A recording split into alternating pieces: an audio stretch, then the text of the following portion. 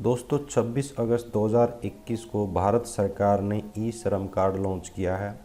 इस योजना का डायरेक्ट लाभ गरीब आदमियों को मिलेगा, जिसमें मजदूर होंगे, दिहाड़ीदार होंगे और ऐसे लोग जो फैक्ट्री में या छोटे कारखानों में, गोदामों में काम करते हैं, उनको इस योजना का डायरेक्ट बेनिफिट लाभ होगा। डायरेक्ट अकाउंट में पैसे ट्रांसफ़र होंगे। इस योजना के तहत क्या क्या लाभ गरीब आदमियों को मिलने वाला है, इसके बारे में हम आज जानकारी देने वाले हैं। चलिए शुरू करते हैं। देखिए, ये प्रधानमंत्री श्री नरेंद्र मोदी जी द्वारा लिया गया एक कल्याणकारी स्टेप है, जिसमें आम गरीब आदमियों को लाभ मिलने वाला है। इस योजना के तहत अनऑर्गेनाइज्ड सेक्टर में काम करने वाले लोग, जैसे अगर हम बात करें, जैसे भूमिहीन खेतीहर मजदूर हैं, बटाईदार हैं, मछुआरे हैं, पशुपालन करने वाले लोग हैं, बीड़ी रोलिंग में काम करने वाले हो गए, लेबलिंग और पैकिंग करने वाले लोग हैं, भवन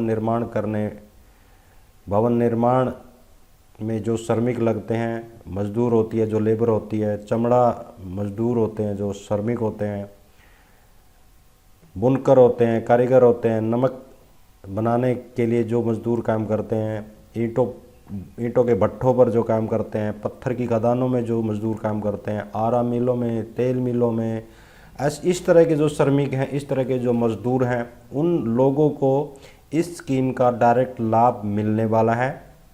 लेकिन इसके लिए पहले रजिस्ट्रेशन करना पड़ेगा। रजिस्ट्रेशन की क्या क्या इसमें कंडीशंस हैं, उसके बारे में मैं बताता हूँ। देखिए, इसमें सबसे पहले अगर आपको रजिस्ट्रेशन करना है तो इसके लिए आपकी आयु 16 साल से लेके 59 साल के बीच होनी चाहिए। दूसरा, अगर आप किसी भी कंपनी में या कहीं पर भी रोज़गार करते हैं तो आपका ईपीएफओ में या ईएसआई में या एनपीएस में अकाउंट नहीं होना चाहिए, तो ही आप इस योजना का लाभ ले पाएंगे। अब इस योजना का उद्देश्य के बारे में हम जान लेते हैं। सभी असंगठित कामगारों, जैसे मैंने अभी आपको लिस्ट बताई थी, का एक केंद्रीकृत डेटाबेस बनाया जाएगा और उस डेटाबेस के आधार पे गवर्नमेंट द्वारा जो भी स्कीम लॉन्च की जाएंगी फ्यूचर में, केंद्र सरकार द्वारा या फिर राज्य सरकार द्वारा, उस डेटाबेस के आधार पर ही ऐसे लोगों को डायरेक्ट बेनिफिट दिया जाएगा। डायरेक्ट बैंक में पैसे ट्रांसफ़र किए जाएंगे या जो भी कल्याणकारी स्कीम होगी उसका लाभ दिया जाएगा, जो इस ई श्रम कार्ड के तहत रजिस्टर्ड होंगे। असंगठित श्रमिकों के लिए असामाजिक सुरक्षा योजना, दूसरा लाभ ये होगा कि जितने भी लोग इस पोर्टल पर अपना रजिस्ट्रेशन करेंगे उनको 2 लाख रुपए तक का जीवन बीमा केंद्र सरकार द्वारा दिया जाएगा, जिसका उन्हें कोई प्रीमियम भरने की ज़रूरत नहीं होगी। ये प्रीमियम भारत सरकार द्वारा भरा जाएगा। प्रवासी कामगारों की स्थिति और पता, जैसे अभी कोविड के समय कुछ समस्याएं मज़दूरों के सामने खड़ी हो गई थी, तो ऐसे वक्त में लोगों के बारे में पता चल जाएगा गवर्नमेंट को कि भी कौन कौन से लोग मजदूरी करते हैं और किस किस राज्य में वो मजदूरी करते हैं। तो ऐसे लोगों को उस वक्त कल्याणकारी योजनाओं का लाभ देना, उन्हें अपने राज्य में, अपने गृह राज्य में पहुंचाना, इस तरह के सारे काम इस पोर्टल के तहत जो डाटा होगा उस डाटा के बेस पर किया जाएगा। तो अगर आप इस तरह की कामगार श्रेणी में आते हैं तो इस पोर्टल पर आप रजिस्टर ज़रूर कर लेना, क्योंकि अगर आप रजिस्टर करेंगे तो ही आपको इस योजना का लाभ मिलेगा। इसके साथ मैं दूसरा और आपको एक चीज़ बता देता हूं कि इस पर 2 तरह की योजनाएं हैं। एक तो ई श्रम कार्ड योजना जो मैंने आपकी बताया अभी आपको, दूसरा ये हो गया हमारा श्रम मानधन योजना। इस योजना के तहत 3,000 रुपये महीना ऐसे गरीब लोगों को पेंशन मिलेगी जो इस योजना के अंतर्गत रजिस्टर्ड होंगे। अब मैं सबसे पहले आपको जो हमारी श्रम कार्ड जो योजना है उसके बारे में बताता हूँ। इस पर आपको रजिस्टर कैसे करना है। तो अगर आप रजिस्टर करेंगे तभी जाके आपको इस योजना का लाभ मिलेगा। सबसे पहले आपको e-shram.gov.in आपको ये वेबसाइट ओपन करनी है, या फिर गूगल में आपको जाके ई श्रम लिखना है, SHRAM, ई श्रम CARD। आपको ई श्रम कार्ड लिखना है। तो यहाँ पर जो सबसे पहला जो http://eShram.gov.in का जो लिंक है, इस पर आपको क्लिक करना है। क्लिक करते ही आप पोर्टल पर लैंड हो जाएंगे। तो पोर्टल पर आपको देखिए ये पोर्टल इस तरह का दिखाई देगा। यहाँ पर आपको ये वाला जो है, यहाँ पर आपको क्लिक करना है रजिस्टर ऑन ई श्रम। तो यहाँ पर आप इस पर क्लिक करेंगे। जैसे आप इस पर क्लिक करेंगे तो आपका रजिस्ट्रेशन का जो फॉर्म है वो ओपन हो जाएगा। अब देखिए यहाँ पर रजिस्ट्रेशन की क्या क्या शर्तें हैं। यहाँ पर दिया हुआ इन्फॉर्मेशन रिक्वायर्ड फॉर रजिस्ट्रेशन, क्या क्या आपको जानकारी देनी है। सबसे पहले आप अगर आप रजिस्टर करना चाहते हैं तो आपके पास एक आधार कार्ड होना चाहिए, और आपके आधार कार्ड में आपका मोबाइल नंबर लिंक्ड होना चाहिए।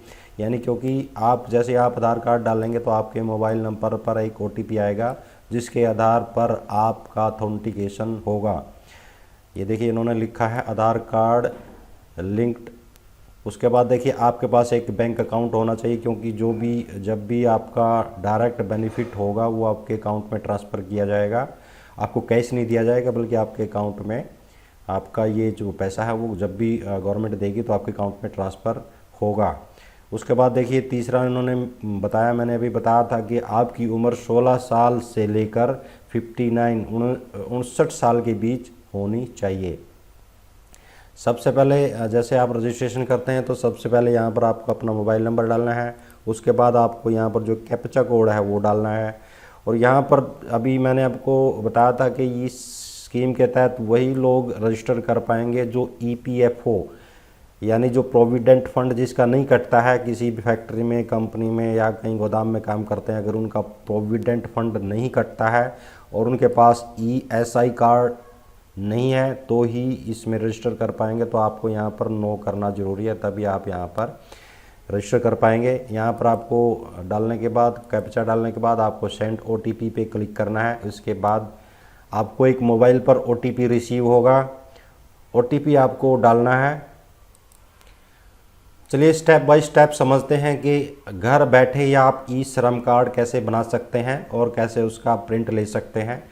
ये बहुत ही आसान प्रक्रिया है जो आप घर बैठकर अपने मोबाइल से या अपने लैपटॉप से ही कर सकते हैं। सबसे पहले आप अपना मोबाइल नंबर यहाँ पर डालें, उसके बाद कैप्चा कोड डालें। कैप्चा कोड के बाद यहाँ पर जो 2 क्वेश्चंस दिए हुए हैं इनको नो करें। उसके बाद सेकंड वाले को भी नो करें, क्योंकि ये नो करेंगे तभी आपको यहाँ पर रजिस्ट्रेशन करने देगा। इसके बाद सेंड OTP पे क्लिक करें। आपके मोबाइल पर एक OTP रिसीव होगा। OTP जो मोबाइल पर दिया गया है वही OTP आपको यहाँ पर डालना है। उसके बाद सबमिट पर क्लिक करना है। सबमिट पर क्लिक करते ही आपका दोबारा फिर ये आधार कार्ड नंबर मांगेगा। आपको अपना आधार कार्ड नंबर यहाँ पर डालना है। अपना आधार कार्ड नंबर यहाँ पर डालें। उसके बाद आई एग्री पर क्लिक करें। क्लिक करने के बाद सबमिट पर क्लिक करें। दोबारा फिर आपके मोबाइल पर OTP रिसीव होगा। OTP आपको दोबारा यहाँ पर डालना है। OTP डालने के बाद वैलिडेट पर क्लिक करना है। जैसे आप वैलिडेट पर क्लिक करेंगे तो आपका डिटेल जो भी होगी, जो आपकी डिटेल होती है वो आपका स्क्रीन पर आ जाएगी। आपके आधार कार्ड से लिंक्ड जो भी डिटेल होगी वो स्क्रीन पर आ जाएगी। उसके बाद आपको continue to enter other detail पर क्लिक करना है। उसके बाद आपका मोबाइल नंबर यहाँ पर डाला होगा। उसके बाद पर्सनल इन्फॉर्मेशन डालनी है आपको। मैरिटल स्टेटस सिलेक्ट करना है।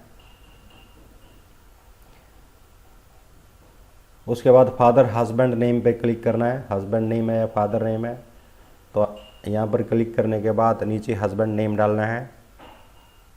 सोशल कैटेगरी सेलेक्ट करनी है। यहाँ से आप SC ST OBC जनरल, आप जिस भी कैटेगरी से हैं वो आपको सेलेक्ट करनी है। उसके बाद ब्लड ग्रुप आपका जो है वो आपको यहाँ पर सेलेक्ट करना है, A positive, B positive, C positive जो भी है।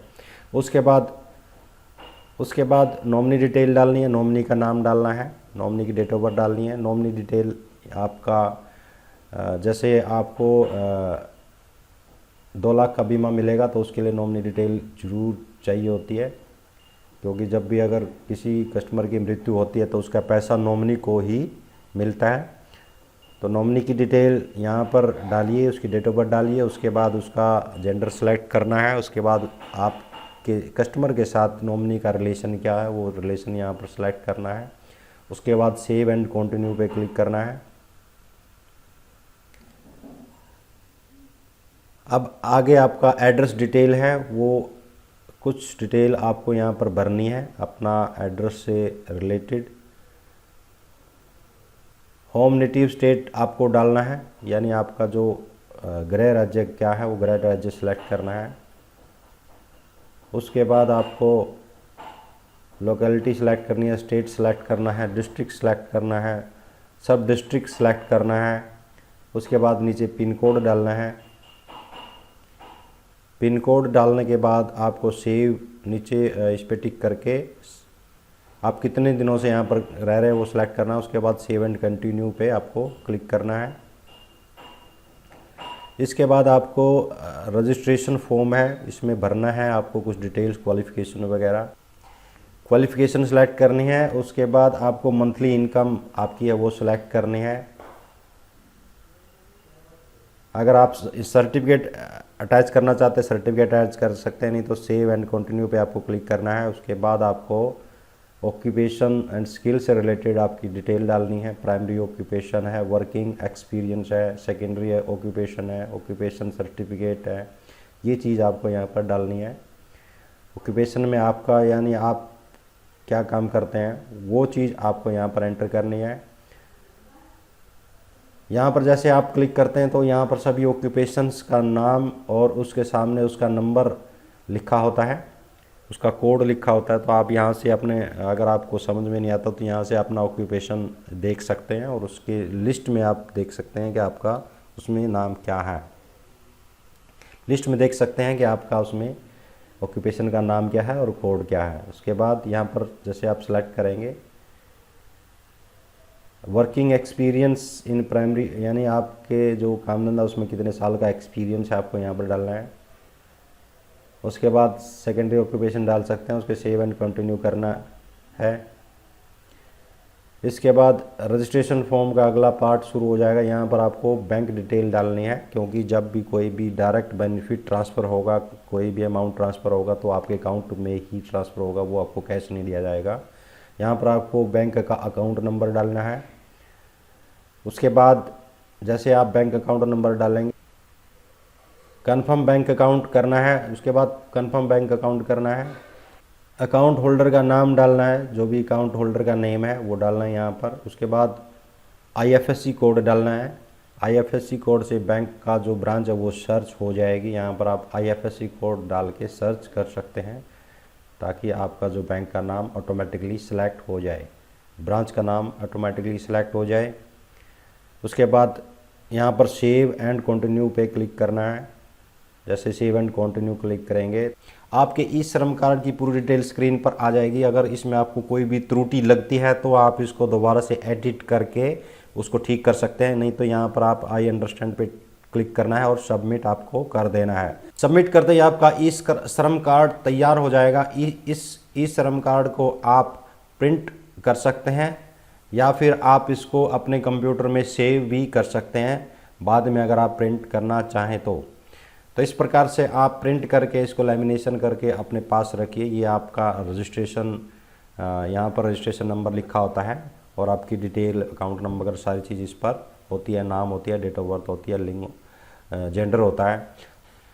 फ्रेंड्स, ये था आपका ई श्रम कार्ड रजिस्ट्रेशन कैसे करना है। ये पूरा प्रोसेस मैं आपको बता चुका हूँ। अगर आपको इसके बारे में कोई भी कन्फ्यूज़न है, कोई भी आपको इन्फॉर्मेशन चाहिए, कोई डिटेल दोबारा से चाहिए, तो आप कमेंट बॉक्स में मुझसे पूछ सकते हैं। तो मैं आपको जितना जल्दी होगा मैं आपको उसको जवाब जरूर दूंगा। अब दूसरा मैं आपको ये बताना चाहूँगा कि ई श्रम कार्ड आपने अप्लाई कर दिया है, तो जो लोग ई श्रम कार्ड अप्लाई कर चुके हैं वो श्रम मानधन योजना के लिए भी अप्लाई कर सकते हैं, जिसमें 3000 रुपये मासिक पेंशन मिलती है, वो 60 साल के बाद मिलती है। तो अगर आपको इस पर एक अलग से वीडियो चाहिए तो आप कमेंट बॉक्स में ज़रूर लिखना। तो मैं इस जो श्रम मानधन योजना है, जो भारत सरकार द्वारा गरीब लोगों के लिए, मजदूरों के लिए, दिहाड़ीदारों के लिए शुरू की है, रेडी वालों के लिए, ऐसे लोगों के लिए शुरू किया है। अगर उस पर आपको एक अलग से वीडियो चाहिए, मैं इसकी इन्फॉर्मेशन चाहिए, क्योंकि अगर मैं इसी वीडियो में इसकी जानकारी दूंगा तो वीडियो ज़्यादा लंबा हो जाएगा, तो मुझे कमेंट बॉक्स में ज़रूर लिखना है, तो मैं आपको अलग से इसके बारे में एक वीडियो ज़रूर बनाऊँगा जिसे आप आराम से देख सकते हैं। तो उम्मीद करता हूँ आपको ये वीडियो पसंद आया होगा। अगर वीडियो पसंद आया तो आप इसको लाइक कर लीजिए, साथ में इस चैनल को सब्सक्राइब कर लीजिए, क्योंकि मैं कई तरह की इन्फॉर्मेशन इस पर लेकर आता हूँ, जिसमें बैंकिंग के बारे में या गवर्नमेंट स्कीम्स जो चलाती है उसके बारे में मैं आपको इस पर इन्फॉर्मेशन दूंगा। अगर आपने इसमें सब्सक्राइब किया होगा तो आपको उसकी नोटिफिकेशन जल्दी से जल्दी मिल जाएगा। थैंक्स।